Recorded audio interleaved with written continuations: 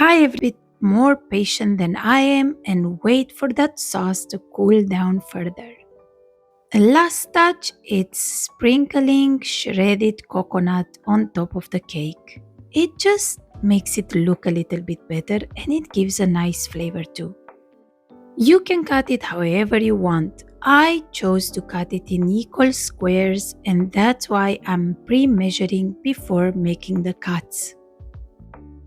And let me just show you how soft and fluffy this cake is. It didn't take more than 30 to 40 minutes to make, hands-on time, but the result, it's fabulous. One of the easiest and best cakes I have made. Just look at those beautiful pieces of dates and crunchy walnuts inside. And see, super fluffy.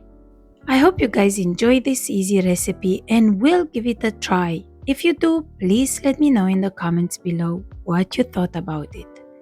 Thanks for watching and I'll see you again next time. Bye.